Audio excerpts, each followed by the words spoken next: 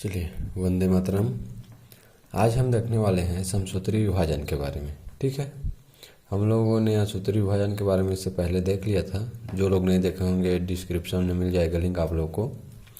तो देखते हैं समसूत्री विभाजन के बारे में। ठीक, जिसे क्या कहते हैं, सोमेटिक या कायिक या दैहिक कोशिका विभाजन भी कहा जाता है।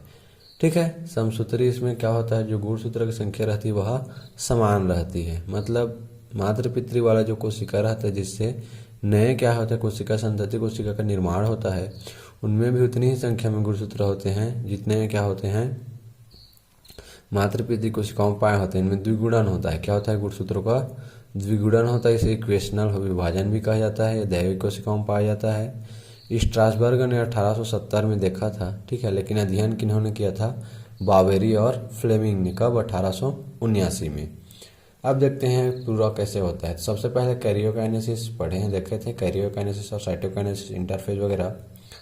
ठीक, तो ये कैरियोकाइनेसिस क्या होता है, केंद्रक विभाजन रहता है जिसे कहते हैं कैरियोकाइनेसिस। ठीक, पूर्व हम देख चुके हैं। यह निम्नलिखित चरणों में पूरा होता है। पहला होता है इंटरफेज, जिसे विश्रामावस्था या तैयारी की अवस्था कहते हैं। ठीक, पूर्व में इसका अध्ययन कर चुके हैं हम लोग वीडियो में।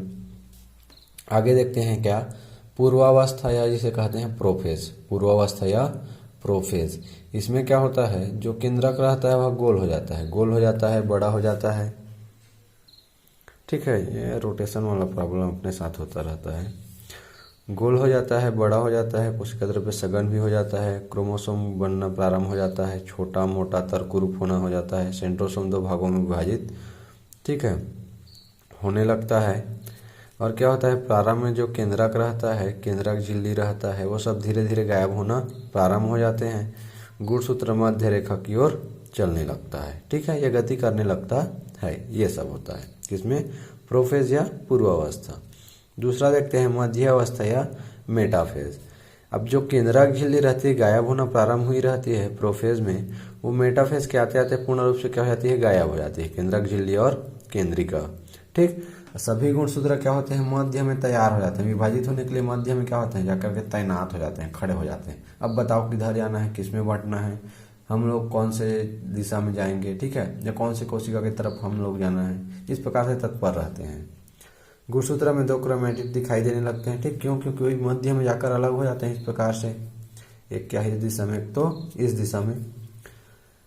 ठीक, ये हो गया। फिर आता है उसके बाद पश्चावस्था या एनाफेज। अब गुणसूत्र के जो सेंट्रोमियर है ना, वे विभाजित हो जाते हैं 2 भागों में। कितने भागों में, 2 भागों में पूर्ण रूप से विभाजित हो जाते हैं।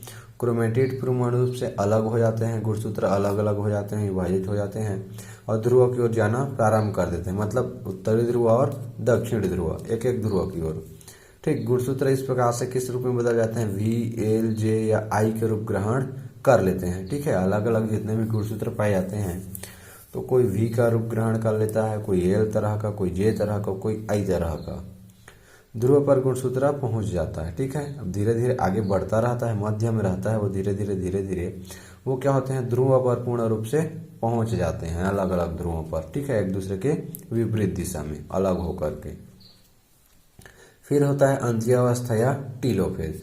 इसमें क्या होता है, गुणसूत्र लंबा हो जाता है, पतला हो जाता है। ठीक है, पहले जैसे था, सबसे पहले में जैसे रहता है ऑटोमेट, ठीक है, पहले नॉर्मल कंडीशन में, वैसे पुनः विभाजित होने के पश्चात क्या होता है, पतला लंबा हो जाता है, धागे के रूप में छोटे छोटे। ठीक है, आपस में मिल जाते हैं। केंद्रक झिल्ली और केंद्रक का निर्माण पुनः होने लगता है। जो क्या हो गया रहता है, गायब हो गया रहता है, वो केंद्रक झिल्ली और केंद्रिका क्या होता है, फिर से धीरे धीरे बनना प्रारंभ हो जाता है। ठीक, सेंट्रियोल से सेंट्रोसोम का बनना प्रारंभ होता है। जो सेंट्रियोल अलग हो गए रहते हैं, ठीक है, उनसे फिर क्या होता है, सेंट्रोसोम बनना प्रारंभ हो जाता है। डीएनए की मात्रा आधी रह जाती है। कितनी हो जाती है डीएनए की मात्रा, आधी। मतलब मातृ कोशिका में जितना डीएनए रहता है उसके आधा किसमें हो जाता है, पुत्री कोशिका में हो जाती है। इसे 2C से प्रदर्शित करते हैं। किससे, 2C से। ठीक, डायग्राम में देखें तो फर्स्ट इंटरफेज में इस तरह सामान्य अवस्था में रहता है। ठीक है, जो भी केंद्रीय और केंद्रिका झिल्ली गुणसूत्र वगैरह पाए जाते हैं। प्रोफेज में फिर क्या होता है, धीरे धीरे अकुंडलन प्रारंभ होता है, तर्क रूप ग्रहण कर लेते हैं, मोटा रूप। ठीक है, फर्स्ट में सेकेंड में पूर्ण रूप से कंप्लीट हो जाता है, अलग अलग हो जाते हैं, गोल हो जाते हैं, सेंट्रोसोम अलग अलग ध्रुवों पर। ठीक है, सेंट्रियोल के रूप में चला जाता है। उसके बाद मेटाफेज मध्य अवस्था में क्या बोले थे, तरकु रूप ग्रहण कर लेते हैं। ठीक है, केंद्रक झिल्ली केंद्रिका पूर्ण रूप से गायब हो जाती है, दिखाई नहीं देता। क्रोमेटिन अलग हो जाते हैं गुणसूत्र में अलग अलग। ठीक है, जैसे ये अलग अलग दिख रहा है। ठीक, और अलग अलग गति करना प्रारंभ कर रहे हैं। ये आधा है, ये बीच है, ये वाला आधा इधर जा रहा है, आधा इधर, अलग अलग ध्रुवों पर। इसी प्रकार एनाफेज में क्या होता है, एनाफेज में वी एल या जे आकार का ये दिख रहा है, ऐसा वी प्रकार का, कोई ऐसा एल, कोई जे, अलग अलग रूप ग्रहण कर लेता है गुणसूत्र और ध्रुव पर पहुंच जाता है। ठीक, टीलोफेज में क्या होता है, अंत्य में सब पहुंच जाते हैं अपने अपने ध्रुव पर। ये पहुंच गए, जितने गुणसूत्र थे ये पहुंच गया। ठीक है, खांच भी बनता है और फिर क्या आता है, तो संतति कोशिका बन जाती है। ठीक, अब देखते हैं साइटोकाइनेसिस, कोशिका द्रव्य विभाजन है ना, तो इसमें खांच होता है। क्या बनता है, खांच के द्वारा। ये क्या सामान्य रहता है, फिर छोटा खांच, वो खांच बढ़ता है और धीरे धीरे बढ़ करके खांच क्या करता है, उसको कोशिका द्रव्यों को 2 भागों में विभाजित कर देता है। ठीक है, तो ज़्यादा कुछ नहीं रहता है, क्रम वाइज रहता है, क्रमशः होते चलता है। ठीक है, शॉर्ट रूप में इसको देखते हैं जो उपयोगी होता है परीक्षा की दृष्टि से। ठीक, इसी से रिलेटेड आता है, इससे ज़्यादा और कुछ नहीं आता है।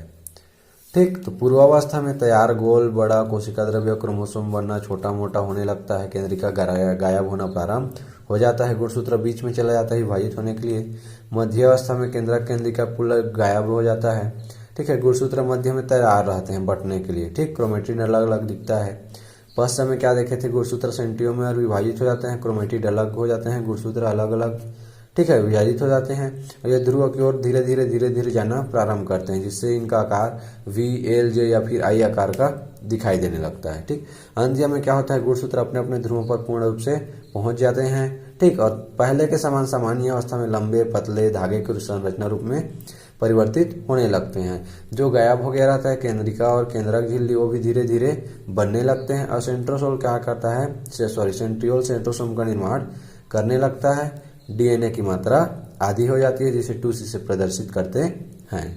ठीक, इसमें एक देख लेते हैं समसूत्री विष। क्या, समसूत्री विष, तो कुछ ऐसे पदार्थ पाए जाते हैं। ठीक है, वो जो क्या करते हैं, इस समसूत्री विभाजन की प्रक्रिया उसको रोकने नहीं होने देते। ठीक है, यह रोकने का प्रयास करते हैं, बाधा उत्पन्न करते हैं। उन्हें क्या कहा जाता है, समसूत्री विष कहते हैं। ठीक है, तो आई होप ये टॉपिक समझ में आया होगा। अदरवाइज कुछ होता है, कहीं कन्फ्यूजन है तो कमेंट करके बताइए या कांटेक्ट कीजिए। नेक्स्ट वीडियो में हम लोग देखेंगे अर्धसूत्री या न्यूनकारी कोशिका विभाजन के बारे में। ठीक है, वंदे मातरम।